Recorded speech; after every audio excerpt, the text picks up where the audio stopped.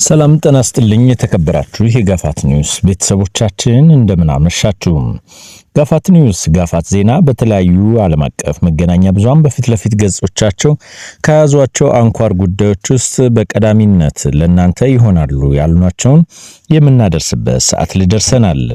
በዋናነት ከያዝናቸው ጉዳይ ውስጥ ፓኪስታን ታሪካዊ የተባለውን የእስራኤል አሜሪካና ኢራንን ድርድር እንደምታካሄድና ለዚሁም ደግሞ በርካቶች ምዕራባውያን ሳይቀር ወደ ኢስላማባድ ስለመጓጓዛቸው ከሂዝቦላ ጋራ የተኩስ አቁም ስምምነት ውስጥ ለመግባት የእስራኤሉ ጠቅላይ ሚኒስትር ቤንያሚን ኔታንያሁ ሚኒስትሮቻቸውን ስለማዘዛቸውና የተለያዩ ዓለም አቀፍ መገናኛ ብዙሃን በፊት ለፊት ገጻቸው የያዟቸውን መረጃዎችም ከኛ ጋር ስትቆዩ የምታዳምጡ ይሆናል።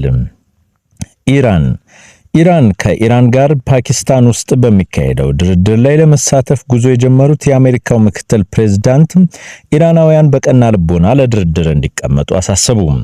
ምክትል ፕሬዝዳንት ጄዲ ቫንስ ለጉዞ ወደ አውሮፕላን ከመግባታቸው በፊት በሰጡት ቃል ኢራናውያን ተደራዳሪ የማይሆን ሙከራ እንዳያደርጉ ማስጠንቅቀዋል።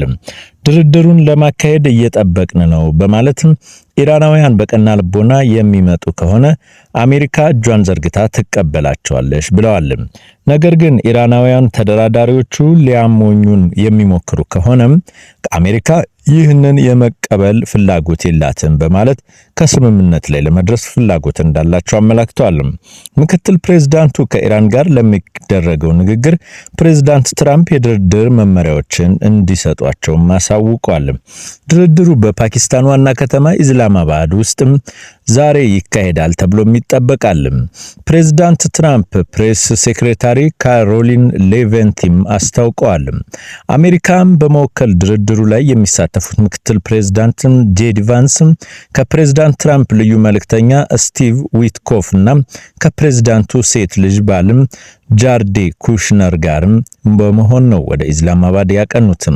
የኢራን ተደራዳሪዎች ፓኪስታን ይገባሉ ተብሎ እየተጠበቀ ሲሆን ፓኪስታን የግል አውሮፕላኗና የጦር ጀቶቿን በመላክም ከቴሄራን ወደ ኢስላማባድ የኢራን ተደራዳሪዎችንም በማጓጓዝ ላይ መሆኗን ነው የተለያዩ ዓለም አቀፍ መገናኛ ብዙሃን በፊት ለፊት ገጾቻቸው የዘገቡት። በሳውዲ አረቢያ የሚገኘው ዋነኛ የነዳጅ ማጣሪያ በጦርነቱ ምክንያት በደረሰበት ጉዳት መዘጋቱን ፈረንሳዩ ኩባንያ ቶታል አስታወቀ። የሳውዲ አረቢያ ኢነርጂ ሚኒስትር ሐሙስ ዕለት እንዳስታወቀው የሳውዲ መንግስት ንብረት በሆነው አርማኮና በቶታል ሽርክና የሚሰራውን ማጣሪያ ጨምሮ ባለፉት ቀናት በነዳጅ ዘይትና በጋዝ ማምረቻ ተቋማት ላይ ተደጋጋሚ ጥቃቶች ተፈጽመውበታልም ብሏል። ነገር ግን ማጣሪያው ላይ ምንም አይነት ጉዳት እንደደረሰ ወይም ስራ መቆም በምርቱ ላይ የሚኖረውን ተጽዕኖ በተመለከተ ዝርዝር መረጃም አልተሰጠም ነበር። ቶታል እንዳስታወቀው ግን ማክሰኞና ረቡዕ ዕለት ሌሊትም ባጋጠሙ ጥቃቶች በማጣሪያው 2 ክፍሎች ላይ ጉዳት ደርሷል።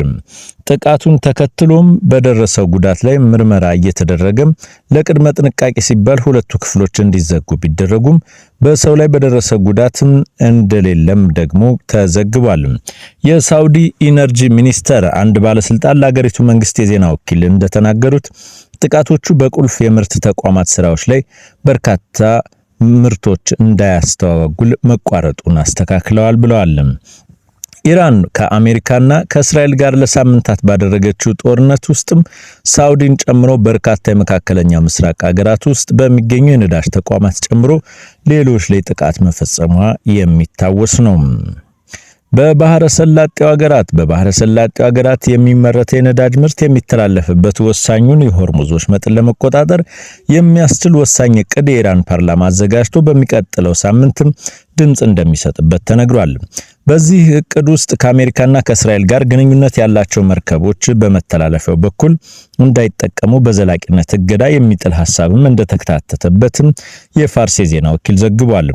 የሆርሙዝ ወሽመጥና በፋርስ ባህረ ሰላጤው አካባቢ ያለውን ደህንነት እና ዘላቂ ልማት ለማረጋገጥ በሚል በተዘጋጀው አዲሱ እቅድ መሰረት መርከቦች እንቅስቃሴና የሚገኝ ተገቢ ወይም ደግሞ በዚህ የመርከብ እንቅስቃሴ ውስጥ ሌላ ተጨማሪ ግብርን በመጣል ገቢን ለመሰብሰብም በተመለከተም ጉልህ ለውጥ እንደሚኖር የፓርላማው የሲቪል ኢንጂነር ኮሚሽን ኃላፊ ተናግረዋል።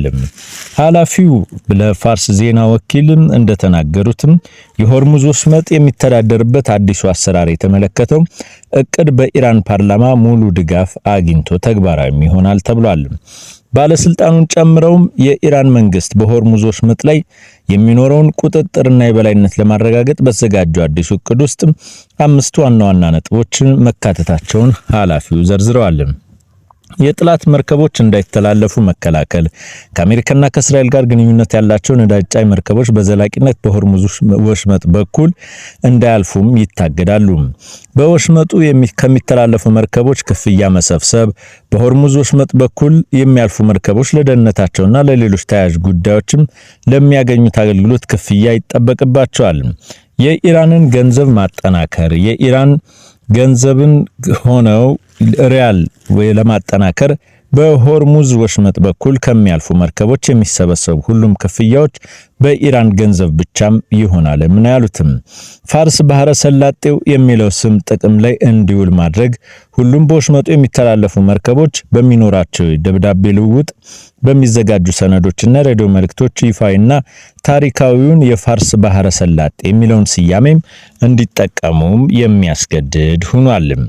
የሚሰበሰበው ገንዘብ አጠቃቀም ከሆርሙዝ ወሽመጥ ከሚገኘው ገቢ ውስጥ 30 በመቶ የኢራን ወታደራዊ አቅምን ለማጠናከር ሲውል 70 በመቶ ደግሞ የአገሪቱ ዜጎችን ሕይወት ለማሻሻል ይውላል ነው ያሉትም። ለ6 ሳምንታት በተካሄደው ጦርነት ኢራን የሆርሙዝ ወሽመጥን በመዝጋት ከ20 በመቶ በላይ የሚሆኑ የዓለም ነዳጅ ፍጆታ እንዳይንቀሳቀስ ማድረግ ችላለች። ኢራን ከአሜሪካ ጋር የደረሰችውን የተኩስ አቁም ስምምነት ተከትሎ ፓኪስታን ውስጥ በሚደረገው ድርድር የሆርሙዝ ወሽመጥ ጉዳይ ዋነኛም አጀንዳም እንደሚሆንም ይጠበቃል። በመካከለኛው ምስራቅ ጉዞ እያደረጉ ያሉት የዩናይትድ ኪንግደም ጠቅላይ ሚኒስትር ኬር ስታመር በሆርሙዝ ወሽመጥ በኩል መርከቦች እንዲያልፉ ለማድረግ ስለሚያስፈልጉት ወታደራዊ አቅምና ሎጂስቲክ ከፕሬዝዳንት ትራምፕ ጋር መነጋገራቸውን ገለጹ። በፖለቲካዊ ዲፕሎማሲያዊ እቅድ ላይ እየሰራን ነው፣ ነገር ግን ወታደራዊ አማራጮችና በወሽመጡ በኩል መርከቦችን ለማንቀሳቀስ ስለሚያስፈልገው ሎጂስቲክ እየተመለከትን ነው ማለታቸውን የዜና ወኪሉ ሮይተርስ ዘግቧል። በዚህ እንቅስቃሴ ውስጥ የሚሳተፉ የሀገራት ጥምረትም እንዲኖርም እየሰሩ መሆኑን አክለዋል። ትናንት ምሽት ከፕሬዝዳንት ትራምፕ ጋር ያደረጉትን ውይይት ትኩረትም ይህ ጉዳይ እንደነበር አክለዋል። ጠቅላይ ሚኒስትሩ በተጨማሪም መረጃዎችን ግን ከመስጠት ተቆጥበዋል። ከትራምፕ ጋር በነበራቸው ንግግር አሜሪካ ከኔቶ ልትወጣ ትችላለች ስለሚለውም ስጋት አንስተው እንደሆነም የተጠየቁት ስታመር ቀጥተኛ መልስ ባይሰጡም ጥምረቱ ለአሜሪካም ሆነ ለአውሮፓ ጥቅም የሚበጅ መሆኑን ገልጸዋል። ኔቶ ላለፉት 10 ዓመታት እኛ ከምናደርገው በላይ ደህንነታችን እንዲጠበቅ ያደረገ የመከላከያም ጥምረት ነው ብለዋል። ሊባኖስ በሚቀጥሉት ሳምንታት ከእስራኤል ጋር ይደረጋል ተብሎ የሚጠበቀውን ድርድር የምትሳተፈው ከንግግሩ በፊት ተኩስ አቁም ላይ ከተደረሰ ብቻ እንደሆነ የፕሬዝዳንቱ ጽህፈት ቤት ለቢቢሲ ተናገሩ። ባለፉት ቀናት የእስራኤል ከፍተኛ ጥቃቶች ያስተናገደችው ሊባኖስ በሚቀጥለው ሳምንት አሜሪካ ውስጥ ከቴል አቪቭ ጋር ንግግር እንደምታደርግ ተገልጾ ነበር። ሊባኖስ እና እስራኤል ቀጥተኛ ንግግር ማድረጋቸው ከዚህ በፊት ያልታየ ቢሆንም ያልተለመደም ነው ይላሉ ብዙዎቹ። ብዙውን ጊዜ ሁለቱ ሀገራት የሚነጋገሩት እንደ አሜሪካ ባሉ አሸማጋዮች አማካኝነት ነው። በትናንትናው ዕለት የእስራኤሉ ጠቅላይ ሚኒስትር ቤንያሚን ኔታንያሁ ቢቢም ከሊባኖስ ባለስልጣናት ጋር ንግግር እንዲደረግ ትዕዛዝ መስጠታቸውን ገልጸው ተኩስ አቁም ግን እንደማይኖር ማስታወቃቸው ይታወሳል። የፓኪስታንና የፈረንሳይ ውጭ ጉዳይ ሚኒስትሮች ሊባኖስ ውስጥ እየተፈጸመ ባለው ከፍተኛ የተኩስ አቁም ጥሰት የተሰማቸውን ስጋት ገለጹ። የፈረንሳይ ውጭ ጉዳይ ሚኒስትር ጄን ኖኤል ባሮት ከፓኪስታን አቻቸው መሐመድ ኢሻቅ ዳር ጋር ባደረጉት የስልክ ንግግር አገራቸው የፓኪስታንን የሰላም ጥምረት እንደምትደግፍ አስታውቀዋል። ዲፕሎማሲያዊ ጥረት በቀጠናው ዘላቂ ሰላምን ለማረጋጋት ሊያመጣ እንደሚችልም ጠቅሰዋል። የፓኪስታን የውጭ ጉዳይ ሚኒስተር በበኩሉ ባወጣው መግለጫ ሁለቱ መሪዎች በሊባኖስ እየተፈጠረ ያለውን ከፍተኛ የተኩስ አቁም በተመለከተም ስጋታቸውን ገልጸዋል ብሏል። የተኩስ አቁሙ ሙሉ በሙሉ መተግበር እና ስምምነቱ ላይ ማክበር ስላለው አስፈላጊነትም አጽንኦት እንዲሰጡም ገልጸዋል። የሁለቱ ሀገራት የውጭ የውጭ ጉዳይ ሚኒስትሮች ይህንን ያሉት አሜሪካና ኢራን በመጪዎቹ ቀናት ፓኪስታን ውስጥ የሚያደርጉትን የሰላም ንግግር እየተጠበቀ ባለበት ጊዜ ነው። ድርድሩ የሚካሄድበት ጉዳይ ግን ጥርጣሬ እየተነሳበት ነው። የኢራን ውጭ ጉዳይ ሚኒስተር ከድርድሩ ጋር ተያይዞ ጉዳዮች እስካሁን እንዳልተጠናቀቁ ተናግረዋል። በትላንትናው ዕለት ኢራን ልዑኳን ወደ ፓኪስታን ዋና ከተማ ኢስላማባድ እንደደረሰ የተሰራጨው መረጃም ማስተባበያ ተሰጥቶበታል።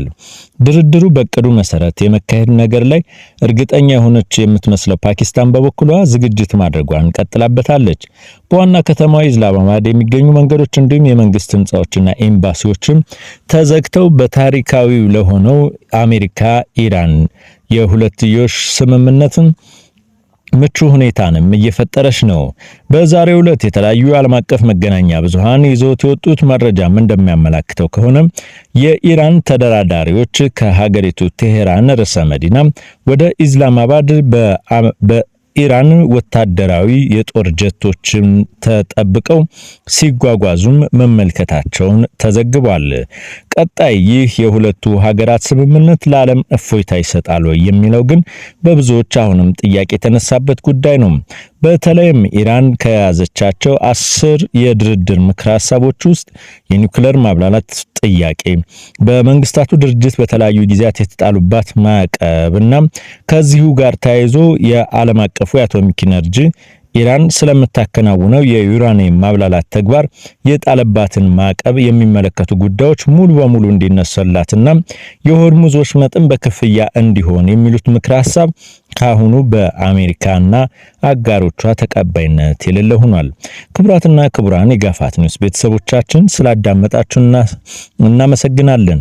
ሌሎች የተለያዩ ዓለም አቀፍ መገናኛ ብዙሃን በፊት ለፊት ገጾቻቸው የያዟቸውን መረጃዎችም ወደ እናንተ እንዲደርሷችሁ የዩቲዩብ ቻናላችን ሰብስክራይብ፣ ኮሜንትና ላይክ ያድርጉ። እናመሰግናለን።